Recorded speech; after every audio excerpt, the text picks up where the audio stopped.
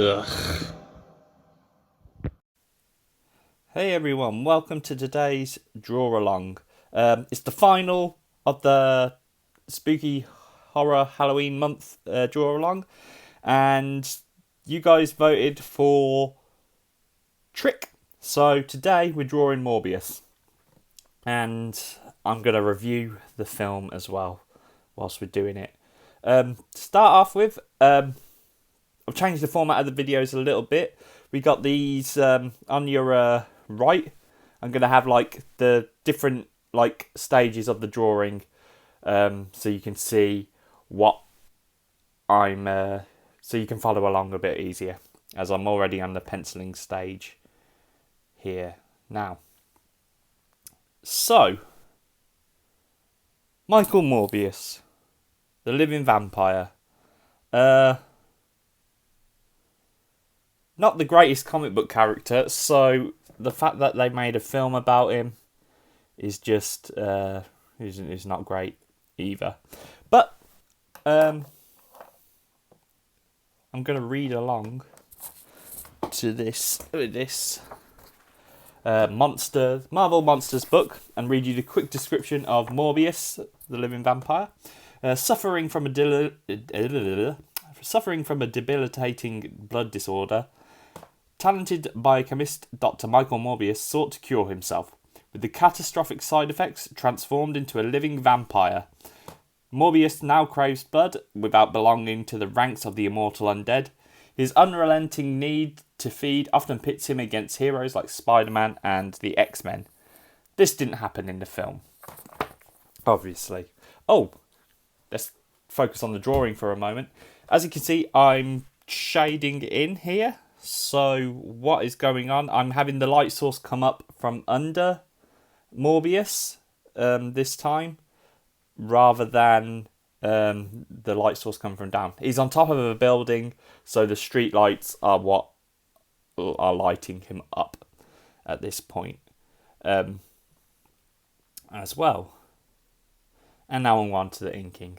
Sorry, this video is going to be kind of like me just rambling. Some more Morbi facts. Morbius was created by Roy Thomas and Gil Kane in issue 101 of The Amazing Spider-Man. A little thing I saw in the film was, if you look closely, I don't know why I was looking this closely, but on a taxi says, where does the taxi says it has Thomas and Kane written on top of the taxi for an advert. So that was a nice little nod to the creators. As you can notice with the drawing, back to the drawing, so on the forehead I did some cross hatching for the shadow.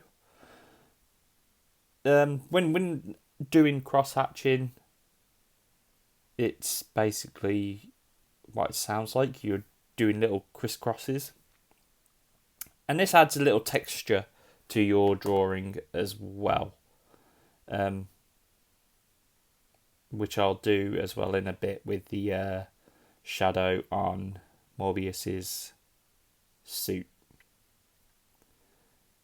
as well. So I just went in and changed this because I thought like the light was coming up from under his, so you know, like the arch of your brow, that's where the light is hitting Morbius's head. So I just went and changed that a little bit, and going in with some lines on his face to make it just a bit. He needs that more dead look, I think. For a living vampire, his skin's still very tight and he looks unalive as well. Right. Anyway, the film. I did not enjoy it. From like moment one, I did not enjoy this film. It was it was bad. So to begin with, so we start off when we go to, is it Costa Rica? And he's going into some bat cave, and we get some like exposition about vampire bats. Were the bats in this film like sharks or something? They're attracted to blood straight away. Um, this wasn't. Yeah, it was no good. So yeah, the bats come and get him. Oh, here we go. We're doing some cross hatching again. Just here on the arms, so this helps give texture to the shading. Yeah, so Michael Morbius, he meets these. He goes and sees these bats. He goes to this bat cave and collects these bats.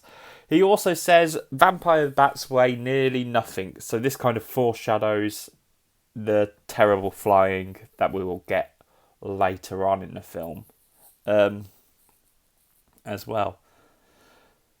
Then we go to the school, the hospital where Michael was brought up, and he meets Lucian, who he calls Milo. I thought that was a bit rude, to be honest, him just calling him Milo. Um, yeah.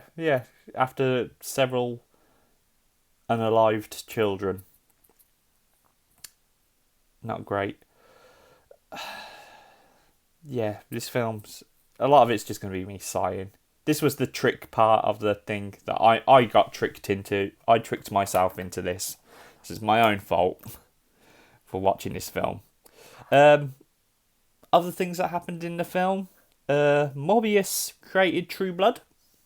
So if you remember True Blood, probably a much better vampire thing I could have drawn and reviewed, but then it's not comic based. Yeah, he created True Blood as well, which was just.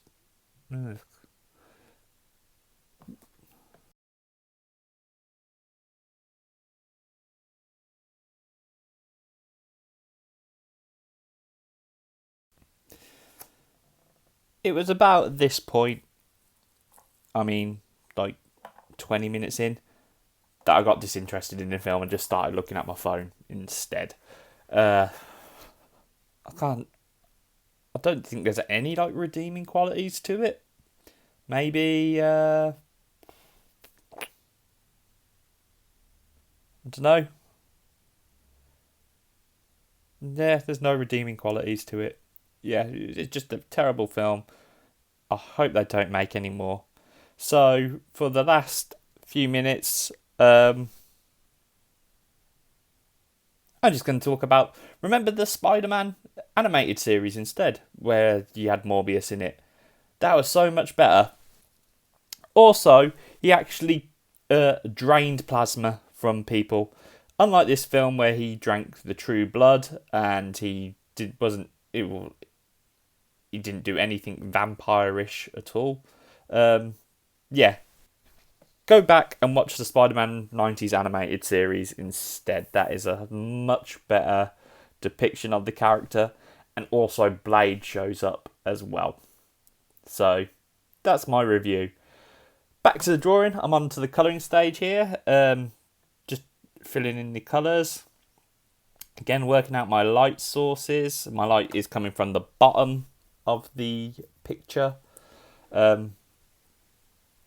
So I'm just adding highlights just to work out where the light is before I go in with my clipping masks and add more of a definitive light source to the picture. Back to some of the inking, because I skipped out some of that. So on the back of his hands, you can see I've done some more of that kind of cross-hatching. I've gone in with just kind of simple lines. The further the lines are apart, the lighter the shadow, the further together the lines are, the darker, the more compact the shadow as well. So I'm just going in here, just adding the background, and I've just added some light source underneath. Well, there you go, guys. Morbius, the living vampire.